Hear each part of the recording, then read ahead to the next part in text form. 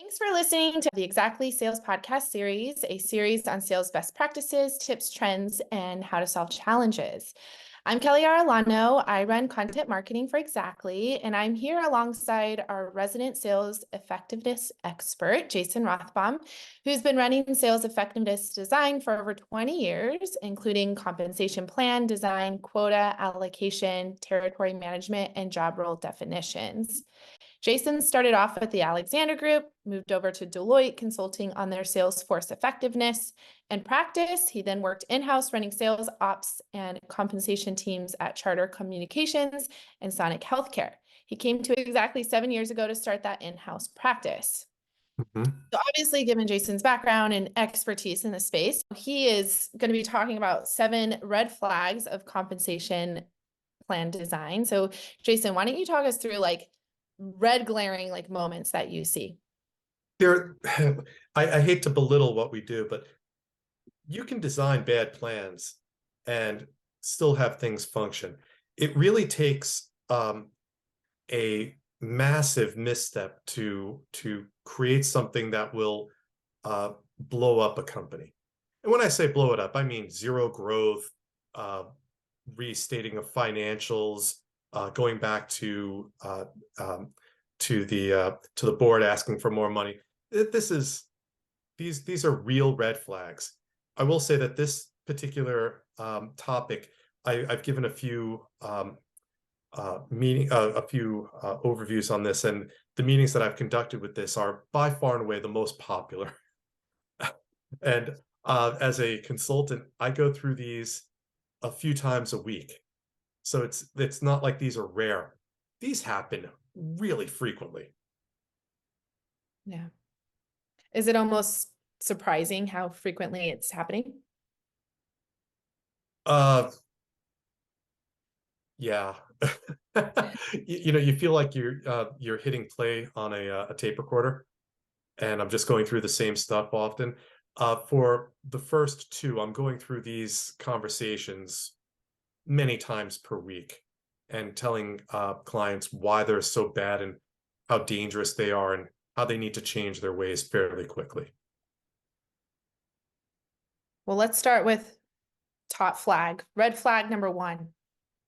Well, the biggest red flag is not number 1. This one is just the one that happens the most often.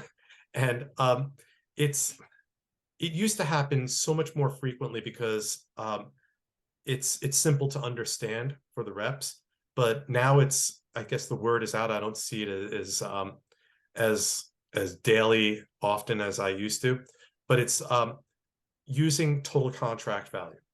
When I see a company use for subscription products or recurring revenue products, in other words, where the customer pays an annual fee or a quarterly fee or something like that, using total contract value. TCV equals the annual contract value times the term of the contract.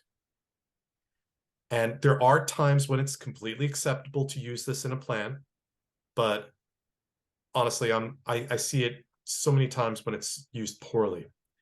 I'll give you an example. I love this example. I love this example. I love this one.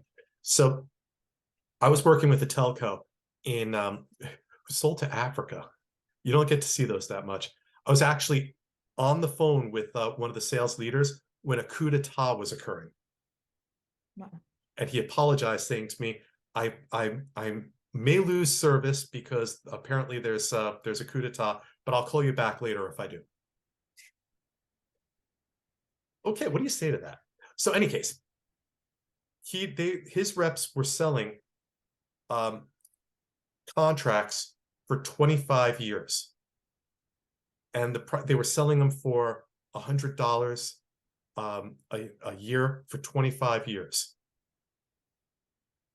There's no way that those contracts would last 25 years.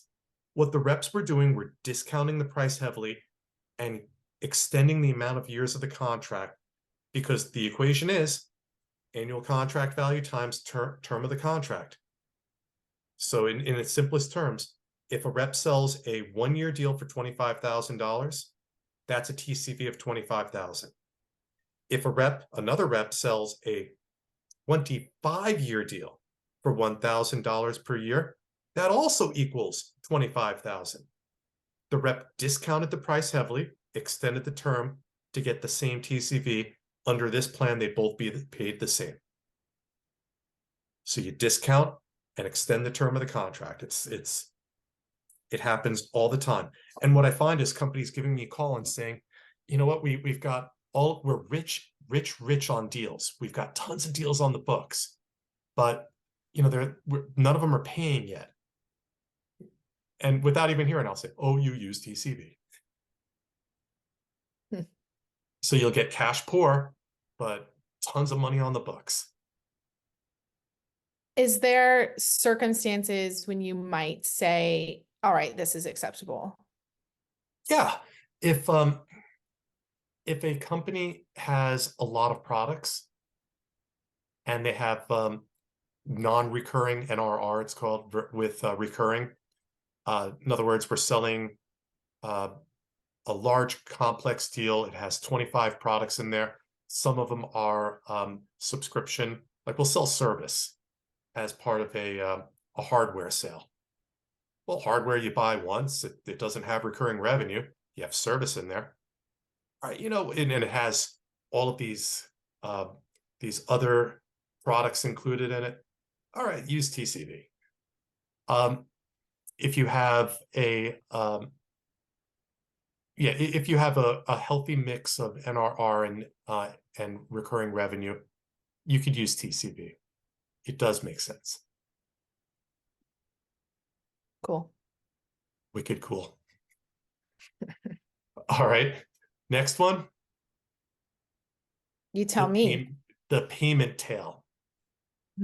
This one is the most pervasive red flag, and it's also the most destructive to companies.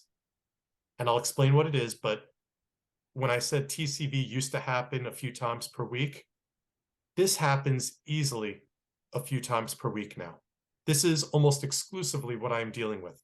Companies that call me and they say, we used to grow by 10% per year. We used to grow by 15%. Our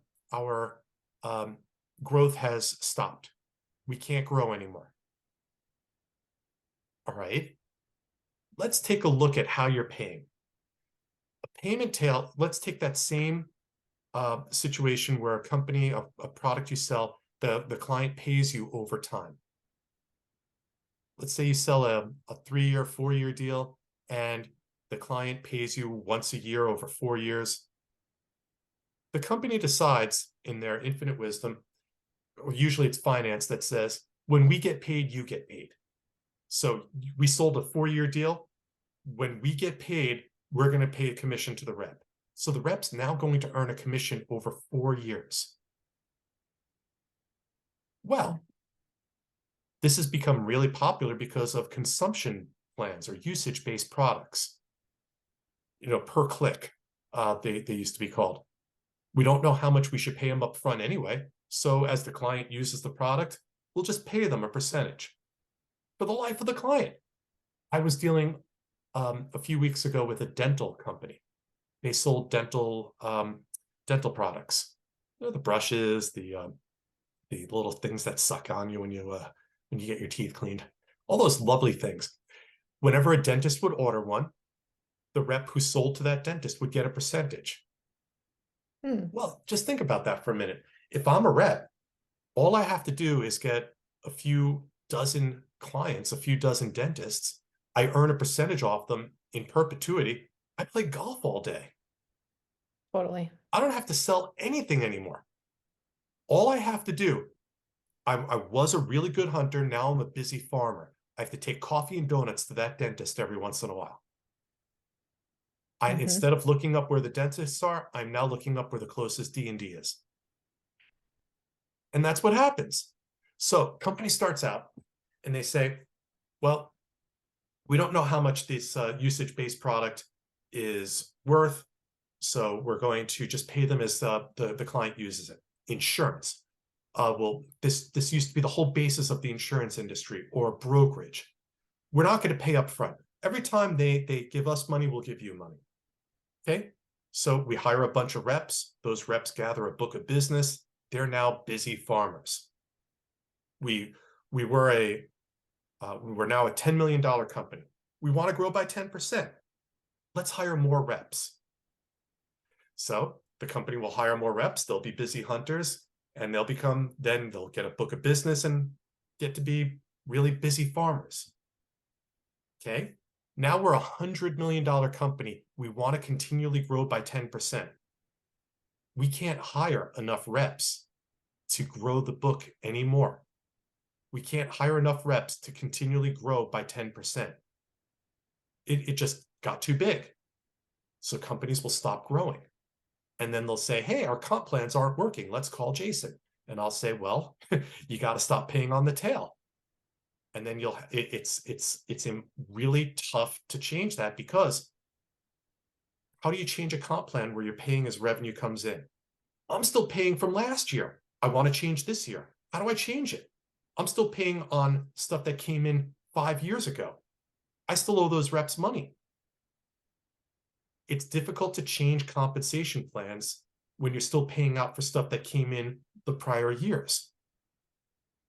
The reps, they don't have any pressure to sell because they're maintaining their books of business. And let's take the most extreme situation. And I know I told you about the guitar before here. I was dealing with a rep from not the dental supply company, from a software company that paid per click, a platform. And it's a very well-known one, actually. I was talking to one of their reps, and he had a 59 Les Paul guitar hanging on the wall behind him. And I know guitars, and I looked at that, and my mouth was hanging open, and I said, I have to ask, how much is that worth? And he said, it's a vintage, it's authentic. It was played by a very famous person. It's worth well over $100,000. There was a slight pause, and I said, when's the last time you got a new client? And he smiled, and he knew it. He said, I haven't sold anything this year. We were in December. The highest paid person in the company had not sold anything this year. He had built a healthy book of business, and he was farming it. Okay. And he knew his livelihood was now based off of making his clients happy. So that's what he did. It stifles growth. I imagine for usage-based products, this could potentially be a good play.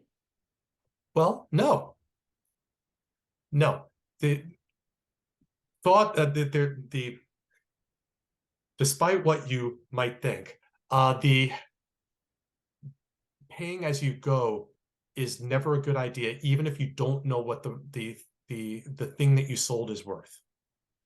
And the thinking on usage-based plans has evolved tremendously over the years. And there is an emerging methodology to pay on usage-based plans where you pay something upfront, whether it's based off of a minimum commitment level, whether it's based off of a deal profile, whether it's based off of a estimated usage, anything you can do to pay something upfront. You never pay as revenue comes in on a commission. You have to do something different, and that's probably the topic of another call. It's easy to tell you. It's tough to explain. You have to attach a quota to the revenue that comes in, and the reason is that as revenue increases, you don't want your pay to automatically increase. You have to delink your target pay from your revenue. So as you sell more, as you grow your book of business, pay should not automatically increase. So there is a way to design for usage-based plans. I can definitely go into more detail in another podcast. Yeah, we'll talk further on that. Sure. Now, we were talking previously, and you had talked about the retroactive payments. That's probably because I had a call about this morning. This doesn't come up that often. Retroactive pay happens probably once a year. It seems so motivating to tell someone that I'll pay you 3% on something. The moment you hit, let's say, $100,000 in sales, I'll increase your pay from 3% to 5%, back to the first thing you sold. So if you look on a compensation plan, it'll say your commission rate is 3%. If you hit $100,000, we'll pay you 5% on everything. Not on the sales over 100,000, just on everything you've sold in that quarter or that year. That's called a retroactive plan. And it's not as destructive as TCV and a payment tail, but I've seen some companies have some really wild impacts and performance distributions because of this. If I'm a rep and I look at my compensation plan and I say, okay, if I sell 99,900, I get paid 3%. If I sell 100,000, I get paid 5%. I'm going to make sure to sell $100,001 because the marginal pay for me goes from 3% times 99,900 to 5% times 100,000. There's a huge jump in pay, but going from 100,000 to 101,000, there's not that much gain in pay. Yeah. If you look at the payout curve, it actually, if you look at the distributions, you'll see people grouped right where those retroactive triggers are. And I saw a plan that paid 3% from 0 to 50. If you hit 50 to 80, it would pay 5%, from 80 to 107%, over 109%. I would see the performance exactly at a bunch of people grouped at 50%, and then zero, no one, and then a ton of people grouped at 80%, then no one, then a ton of people grouped at 100%, and then nothing. You would see columns on a performance distribution. Why? Because unless I am absolutely sure that I can make it to the next step in the escalator, I'm going to sandbag the heck out of the sale. Yep. Why? Because I'm not getting that much in marginal pay. And I will say this: reps are anemic. They're just not very good at speeding up sales, but they are Olympic athletes at slowing them down. They're experts in not returning calls. They are Olympic class athletes in sandbagging. So if I'm at 50% and I'm earning, let's say 3%, okay, I get up to 51%. Now everything I sold is paid at 5%, unless I'm absolutely sure that I can make it to the next stair step at 100% to get that next step. I'm going to slow it down. I'm going to save those sales for the next period to try to game the system to make it to that stair step. So what I found, let's say with an electrical company that had this plan, what they were doing was they would have a bunch of reps not sell at the end of the year. In October, November, and December, they would save their sales. They were selling projects to revamp electrical systems, and they got a payback from the electrical companies based off of the savings that they could achieve. Obviously, something we do every day, right? So this one was, they called me up and they said, our reps stopped selling at the end of the year when they should be trying to get that next step in their pay. Why is this happening?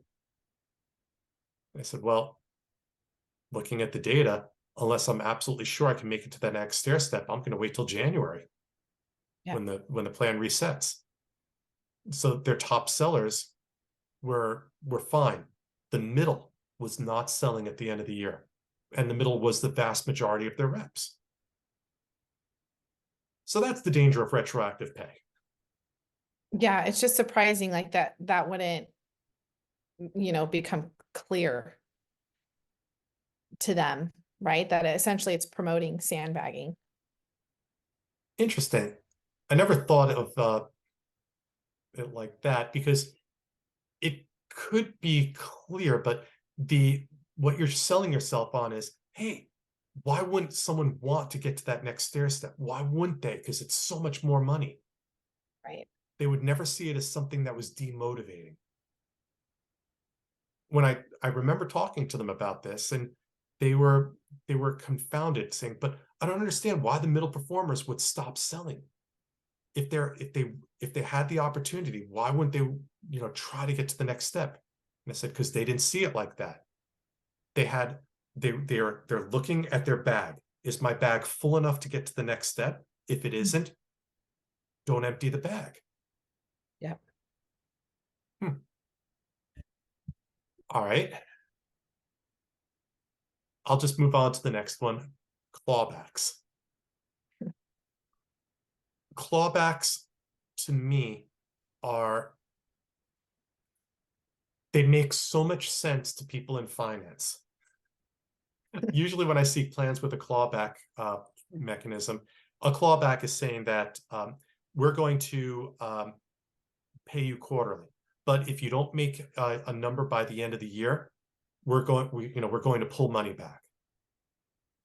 So picture this: we're going to give you a $500,000 quarterly quota, which is cumulative. So at the end of the year, your annual number is 2 million. So in the first quarter, you sell 5 million. You're fine. The second quarter, you sell nothing. Third quarter, you sell nothing.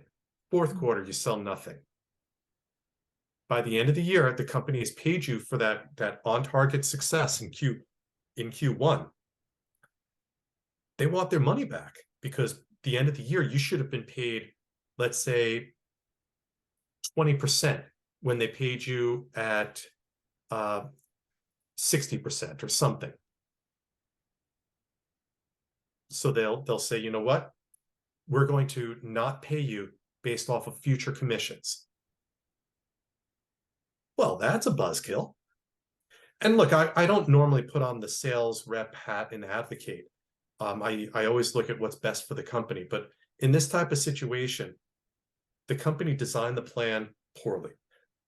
In this situation, there's no reason to have a plan that that pays out so much on a quarterly basis that at the end of the year, they're asking for money back. And there are ways to design a plan where you don't, where it mitigates, not eliminates, but it mitigates the clawback mechanism. And what I mean by that is you will still pay something out, but it won't be so much that the company needs the money back. Because remember, the rep is taking a sales risk as well. They've earned a certain amount of pay because of the uncertainty that they're taking in their income. Finance doesn't put 50% of their money up at risk on how well they do their books. Only a sales rep is putting half their pay at risk based on their ability to generate sales. So there is some risk in paying them, but you can minimize that and mitigate the risk of what the company would consider an overpayment. So there are examples like create two measures: a quarterly measure which pays out 25% of the target pay, and an annual measure which pays 75%. Something really simple you can do. You still can pay out something, and I would make the argument that quarterly performance has its values. It's a tool that the managers can use to drive periodic results, right? Otherwise, you have a toothless manager. So there is value in paying quarterly. Having said that, I remember distinctly, you remember certain conversations because of how unbelievably odd they are. This one takes the cake. I was talking to the head of HR at a unnamed company, and she said she had a rep walk into her office and scream at her, "My daughter can't get a pony because of these damn clawbacks." Okay, before your head explodes, there's a larger point there. But yes, he actually said, "I can't get my daughter the pony." And you got to picture a pony, like a barn with a bow on it, saying to Jennifer, "Happy 12th birthday" or something. And the company says, "Oh, no, this customer canceled," takes the bow off and throws it away. No, it's just so ludicrous. But there's a larger point there that that there's with clawbacks, you're creating uncertainty for the reps. And what are they going to do? They are going to stay involved with a sale well past the point of optimality for a company. They're going to stay in and make sure that the client pays and adopts and stays with the company. You have turned a rep, a hunter, into a farmer through the clawback mechanism. And what does that do? You'll know that that's happening because your reps are constantly calling internally and yelling at people saying, "Delivery's late on this," or "I need some more services here," and "What is going on?" And you have your reps yelling at people internally. Okay, you have a clawback. And you know what? You should have designed the plans differently. That shouldn't be happening. Yes, Kelly, I actually had someone tell me a pony story. Insane, mind-blowing, to be honest. I imagine from the business side, the reason to, instill or put into place a clawback is oh, well, hey, you're actually going to get, paid, right? Before even making the sale. So do they feel like that's enticing, right? To the rep is you're going to be guaranteed this money, and we trust you to be able to hit your quota, right? To actually keep the money. I'm just trying to think on the business side. Let's talk about that. That's a great point. Let's say that a rep is at 95% of their goal. They make a sale. It puts them into accelerators. Okay. The company then says, "Okay, one of your sales from way earlier in the year had bad debt. They reneged on the deal. They canceled early, whatever it was. So we're going to claw back." Yeah. And the rep is confused. What are you going to claw back? Are you going to claw back the good deal that I just sold that put me into accelerators? Or are you going to claw back a lower value because the deal occurred earlier in the year? I don't know. Now, the company is saying, well, technically it's an advance on the sale so long as the company can recognize it.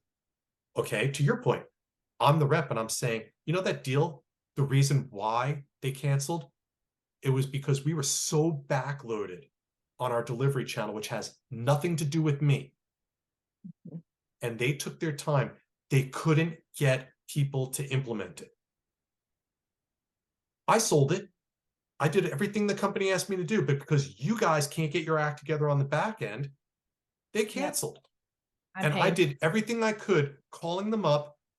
I brought them the coffee and donuts, whatever it is. I brought them the love. I gave them free services. I promised them my son's hand in marriage, whatever it was. They are making all of these efforts, and the company couldn't deliver. Well, you know what? That's a top rep that's leaving. Yep. Now, It's crazy. I want to make a caveat. I have a lot less sympathy for sales leaders on clawbacks. Well, yeah, But tell me. for the reps, yeah, they're taking individual risk. There's a lot of delivery involved in the company that can put those things at risk. But for the sales leaders, they're a roll-up usually, unless you have a player coach. But let's take the coaches exclusively. So you have a second line manager, a first line manager, and they are a complete roll-up. They don't have a perfect line of sight on the customers. All right, if a deal cancels, you know what? You're managing a region. You're managing a roll-up of territories. That's part of doing the business. It should be taken back. Or at least I'm a lot less sympathetic if it is. Yeah. Well, you're not jumping down and saying, you know what, you're right. The hell with the sales leaders. Well, let me put some more money into the pot here. They get a higher pay. They usually have a much higher base, much lower percent of their pay is an incentive. They're taking a lot less risk. Right. Next, if they're a sales leader, they have a place at the table. They are the ones negotiating about the credit. They're the ones negotiating, having a say in the marketing. They're having a say in a lot of the things that determine whether or not the rep is able to deliver. Right? Yep. When I was at Viridian Energy, the sales leadership was actively talking to our crediting department and whether or not what is the proper credit score to target customers and sell to them. I think they should have gotten clawed back if there was a cancellation. I mean, but there has to be more buy-in than just one sales leader, right? I mean, to your point, like when it's kind of like in a weird way, this like domino effect on like putting blame elsewhere, right? Like maybe you had a say in it, but there has to be stamp off and approval from other buy-ins or stakeholders. But it's whether or not the sales leader has when I say a seat at the table, I mean a say in the strategy and the financial structure of the company. Yeah. That's all. But yeah, you're right. I don't place it all on one person, or at least I'm not trying to, but I definitely believe that they should have a mechanism where if the company doesn't perform, that there is an impact on their pay. And yeah, I Yeah. can picture a clawback happening there. Yeah. It's almost like on the flip side, right? Of like things that you could see, like instead of bad flags, what are like the good things, right? And like this on the flip. Yeah. The All good right. flags in a plan. We should do a podcast on that too. That it Okay, doesn't all have so to be negative. what's that? Doesn't all have to be negative. Yeah, you're right. I guess I'm jaded in my older age. Measures that don't make sense is another red flag. Yeah. And this falls into the duh category. You have measures that I see this fairly often for for a lead generation rep. The number of meetings they establish as a measure in their plan. Yep, I've And seen this. I've seen this live. so it's not just me. Um, I do not think that those have a great rate of return in the plan. In my years of seeing those types of measures in a plan, I do not see a good correlation between the number of meetings established and sales. You're managing a core aspect of the job. Your job is to establish meetings.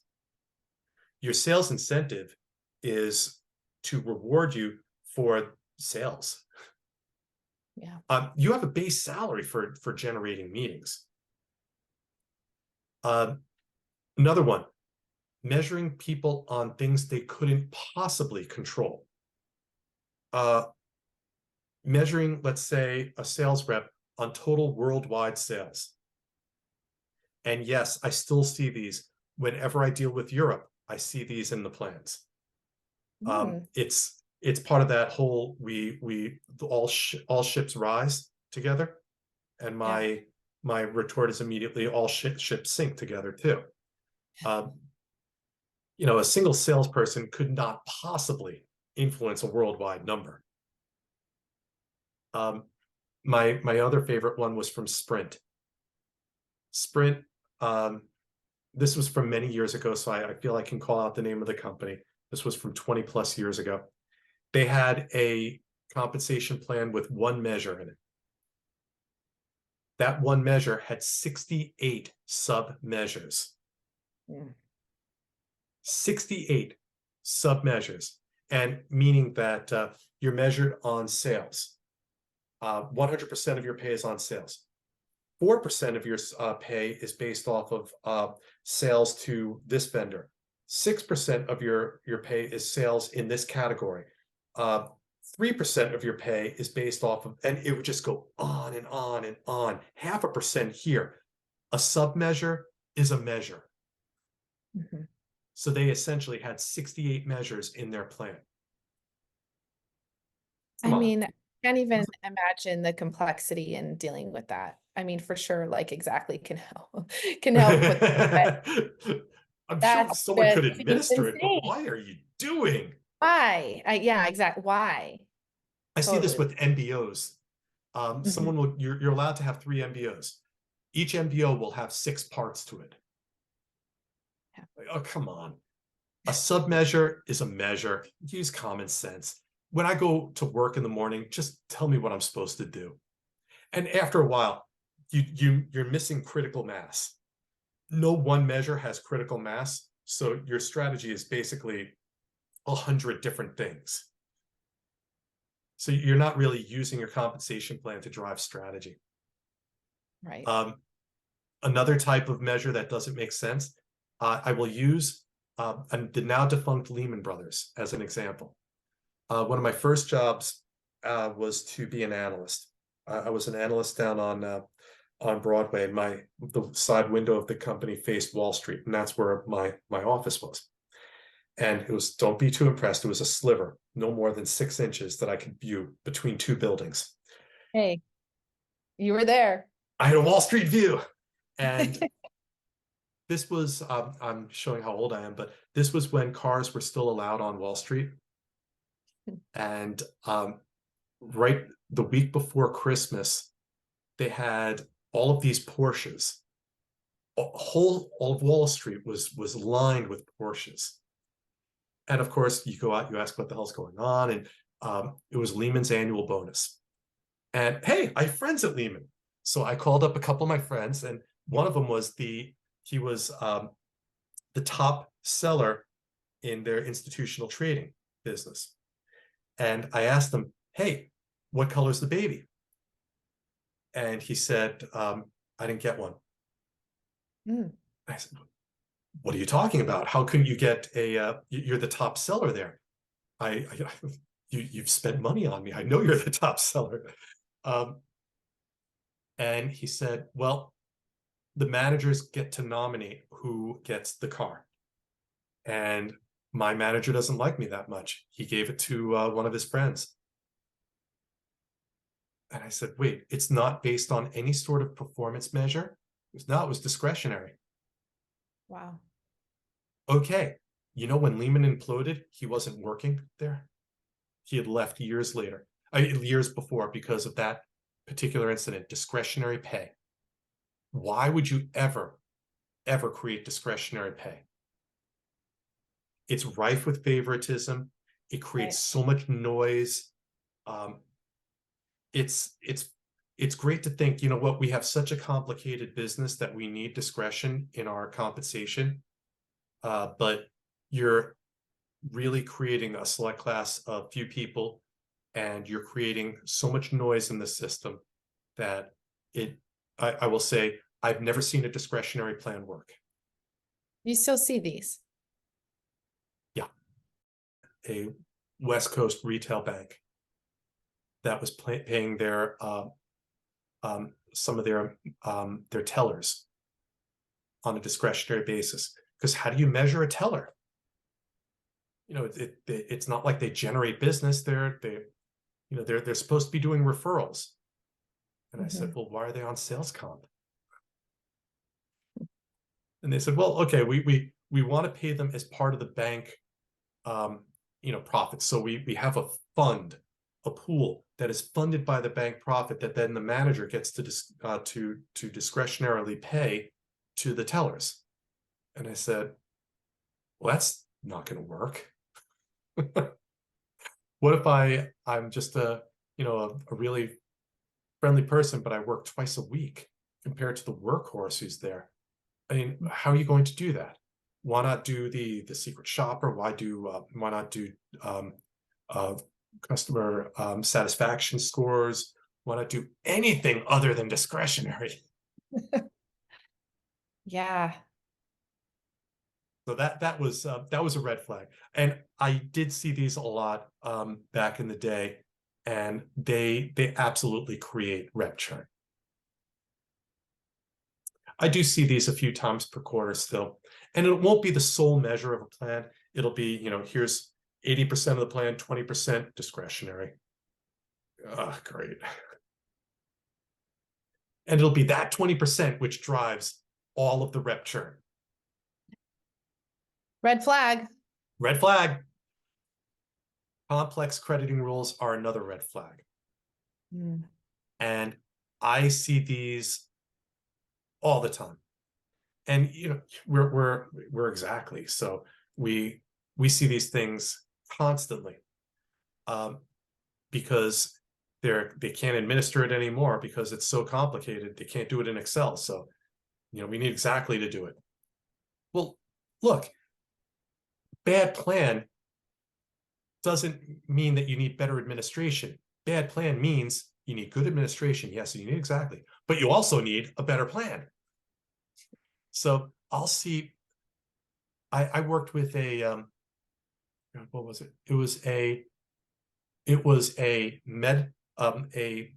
medical company. They sold it was a pharmaceutical company, and they sold to doctors' offices. Very, very straightforward, old-fashioned, traditional pharma. They had so many different sales situations, though, where a rep would sell to a doctor who had a practice in New Jersey. Another rep would sell to the same doctor who had a practice 5 miles away in New York. Okay, how do we credit that? Okay, we'd have to come up with some really complicated rules. Another rep would sell to a hospital system, but that hospital system had regional hospitals and had affiliated ambulatory surgical centers. Okay, we would have to come up with rules based on that. And we ended up creating a really, really, really detailed presentation. And it was 20-something slides long. And each slide was a series of possible sales scenarios and how the crediting rules would work. And when we created it, I put a single page on the back of the presentation saying "or," and it was a really simple 2-bullet rule, which said pay where delivered. And it was and we went through this entire meeting. And as a consultant, you're waiting for the thud moment. That's where you take a really thick presentation and slam it down on the desk for the thud effect. And I went through this entire meeting. We went through all of these complicated crediting rules, and they're saying, well, what about this situation? Oh, that's on slide 13. And then we would be flipping through the presentation, and then someone cheated me, and they flipped to the last slide, and they said, oh, I like this idea rather than what we're doing. Damn it, stole my thunder. Yes, keep it simple.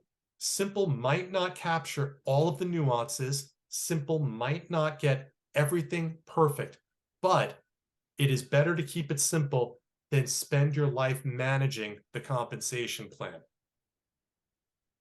Oh dear God, we went with simple, and it was the most angry I think I've ever been in a meeting, because they stole my thunder by skipping ahead to the end. But if it's a big sale, we can go in and make a manual adjustment. And I'm not saying discretion. I'm saying there can be some exceptions. But can you picture going through and managing a plan that has 22 slides of crediting rules? That's insane. And it's not like you start out trying to do that. it evolves over time. And everyone's trying to be fair, and everyone's trying to be, give credit to where credit is due. No, just make it simple, and then, go off plan when you need to. Handle the 99% of the time that it's simple, rather than get 100% and make it overcomplicated. So whenever I see a plan which is too long, I flip to the crediting rules page of the plan. And it's usually, that's where it usually goes completely off the rails. Mm-hmm. And reps fight each other continuously. You have usually a first line manager. You have too many of them to try to be the traffic cops of these plans. So the plan goes completely off the rails. The company has a perverted organizational structure trying to manage it. They have too many people in an admin capacity trying to administer it. They have just too much conversation about crediting. Yeah. And I imagine from like a sales rep perspective, it's like, if you're not understanding how you're going to get paid, right? Like just chaos. Like, how do you even know how to sell? I would say that you create a lot of angry people. Yeah. Yeah. For sure. All right. The seventh one, we're going down in order of severity, caps. And yes, everyone knows that you should never design a compensation plan with caps. Sure, but there are acceptable situations for caps. And I think that I get a lot of noise from people who are very well versed in best practices. They call me up and they say, "Can you back me up on this one?" And I'll all the time say, "Well, it's not exactly a bad thing on this particular plan." But I will say that I still see caps in Europe. It's a cultural thing. I understand that. I don't try to move the ocean on this, but where I can have an impact, I tell them there are alternatives to caps. You don't have to put a cap in a plan because you have bad quotas. Design a plan around your bad quotas. There are ways to design a plan so that if there's a lot of volatility around your quota, it doesn't blow up your pay. You don't have to have quarterly measurement periods. You could have annual. Well, that makes quotas a lot more accurate, doesn't it? You don't have to have, let's say, situations where the quota has a hard cap. You can use what's called deceleration. And trust me, reps would prefer deceleration rather than a cap, where instead of hitting 0, you go at a lower rate. Past 200% will pay you 1%. Yeah. Anyone would rather have that than a cap. But any case, so when caps tend to be used is when quotas are poorly set. And the automatic gut reaction of finance is to say, let's put cap on it. I was on the phone with a company, and, Kelly, this is one of those conversations you remember. I was talking to a company where they said, we just had a rep hit 859% of their goal. How do I remember 859%? It was such an exact number. And they said, we owe this rep so much money that we have to do it in installments. And I said, well, do you think you have accurate quotas? It was a softball question. The answer, of course, is no. But they started defending it, saying, no, we have great quotas. We have the vast majority hit up to 110, 120%. And I said, well, except for this one rep, right? 857% of your quota. So we have a problem. You're not setting your quotas well. The gut reaction is to put a cap in. And I would say, no, you don't have to put a cap in that type of situation. If you do not have great quotas, slow down the overquota pay. Tier it based off of different performance levels. Instead of making it based off a percent of quota, make it off of absolute dollar terms. In other words, a bonus flip commission. After hitting 100%, pay 5% for the first 100,000, pay 7% for the next 100,000. Fix your cost of sale. Do something other than putting a cap in. Now, there are situations where a cap is acceptable.